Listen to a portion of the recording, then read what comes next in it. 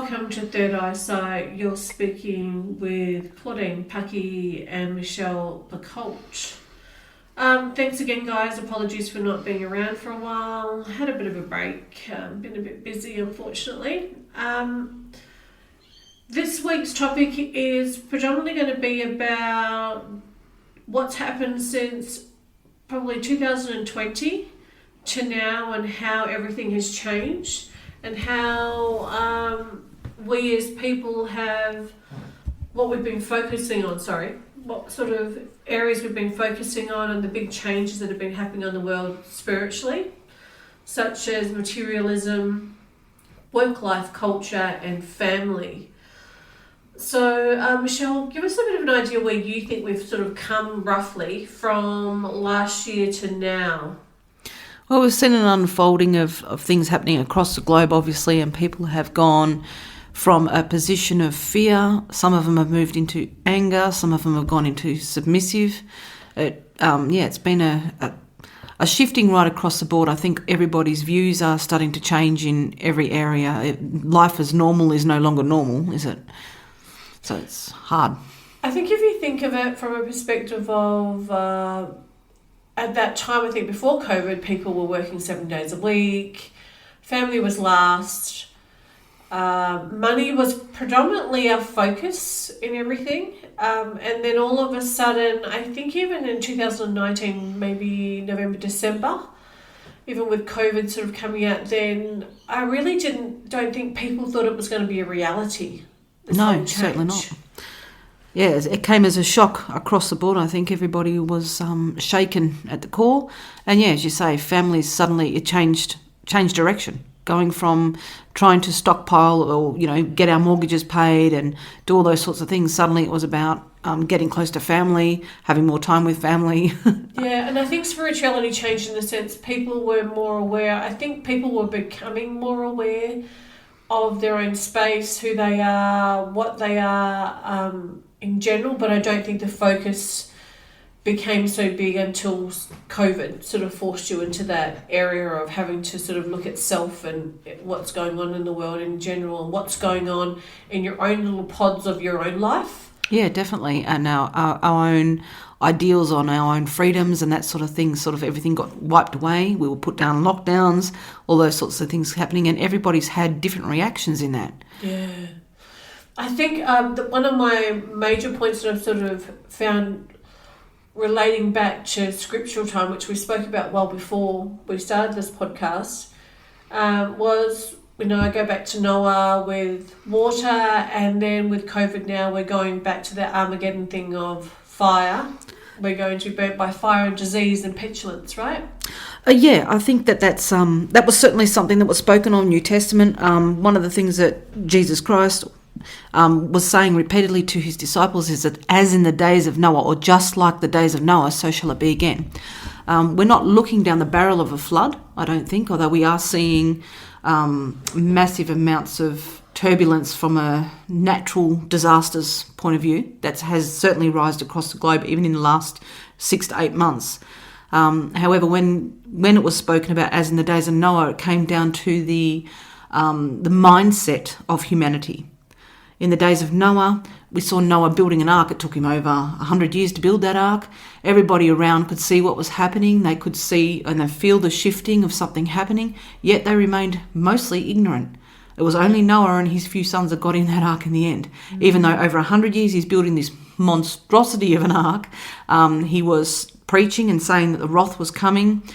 People were basically not listening. And even when the animals started filing in by the Spirit of God, they still didn't pay attention and go, hey, there's something weird happening here. So if we say, okay, the last time when there was massive change, we had water. Now this time, obviously, even with Armageddon, I believe that was predicted. A lot of the stuff has been predicted in time. Oh, definitely. A lot of people who are into that sort of thing and are looking at the scripture prophecies are saying that we are in an unprecedented time.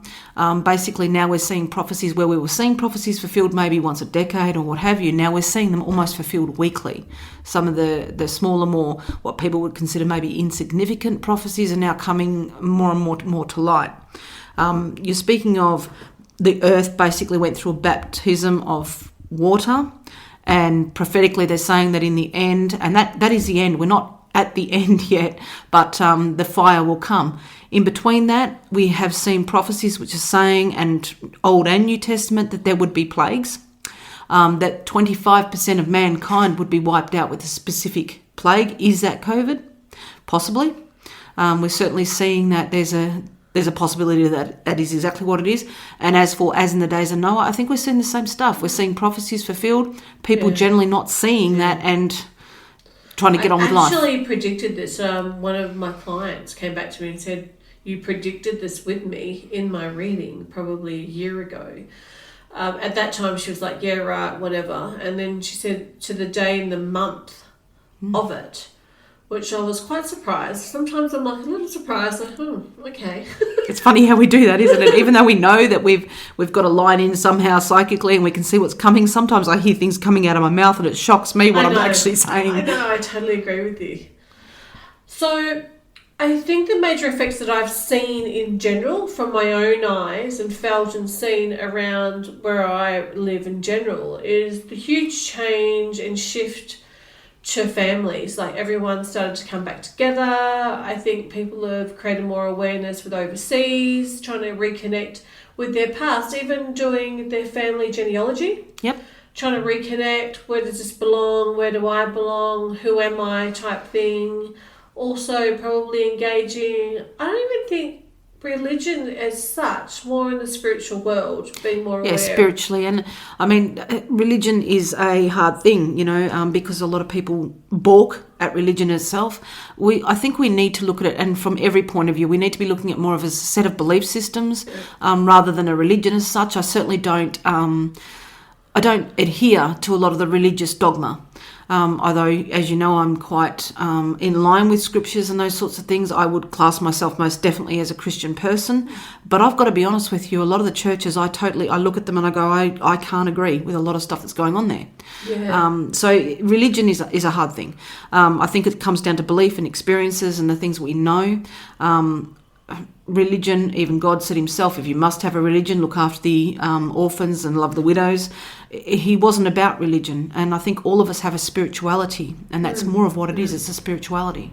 We need to be more self-aware, I think, of what's around you, what's going on, more self-aware about your own individuality as a person. I think we've followed along for so long. Mm-hmm. We've struggled, I think, even in general with employment and just emotional things, because we've relied so much on society to give us an identity, rather than just following our own intuitive ability of what do we need, where do we need to be, and it's more to do with money. Yeah, and that's a shame. Mankind has gone that way. Rather than moving in our spirituality, moving with our instincts and doing what we have the skills and resources to do within our own self. Yeah. We're actually looking at and becoming dependent upon handouts and those sorts of things.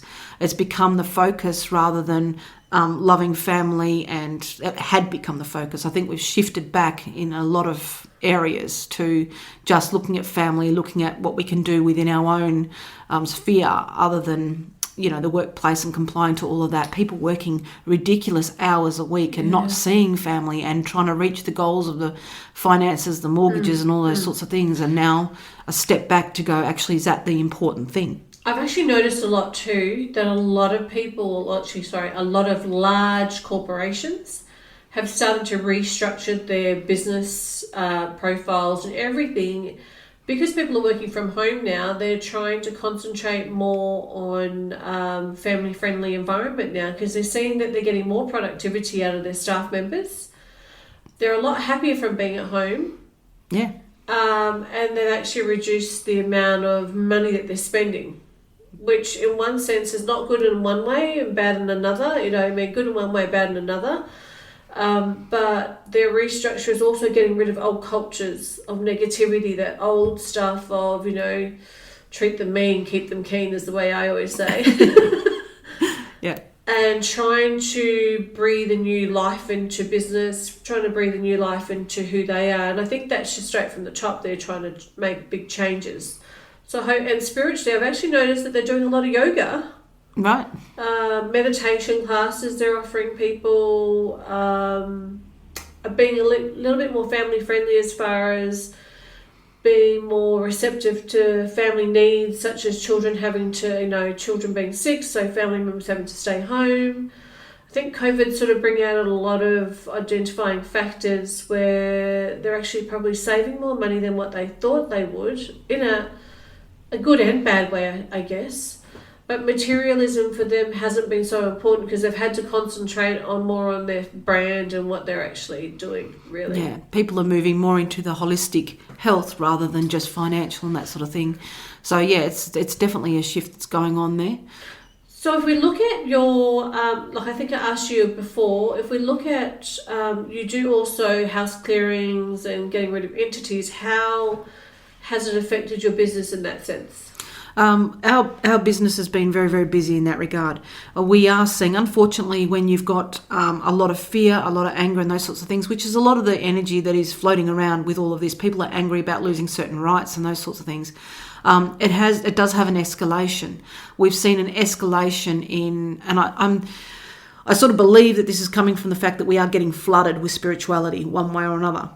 So we are seeing a rise in problems in the home with entities doing things. I kind of think, from my point of view, what's the point in trying to hide? Some things are just going, well, let's just cut loose, basically. So we're seeing that, but we're also seeing that people are more susceptible because they are opened up to fears and anxieties and those sorts of things. On a mental health level, we've seen a rise in people with depression, suicidal tendencies, all those sorts of things because of what's gone on. It's just a fear factor. So obviously, if those sorts of things are going on in the personality, they're going into fears and all this sort of thing, it does open them up to certain entities that feed on that sort of stuff. So obviously, business is good. Yeah. But I wouldn't look at it as, we'd prefer to not see that. We'd prefer to be seeing people getting strengthened. And do you think they just identified it more within themselves? Possibly. It's possible that because everything else is sort of shut down, and as you say, the work life and everything, that the things have shifted, that they're actually focusing more on what's happening on an internal level, and therefore recognising these things more. I know I've heard a lot of people saying that they feel like they've finally been able to look at themselves, so they're seeing that they do have the anxiety, they do have this and that, so they're focusing on their own health. I actually found that a lot of people have been a lot more sensitive than normal to just emotions in general, and I think each generation becomes more and more sensitive to things.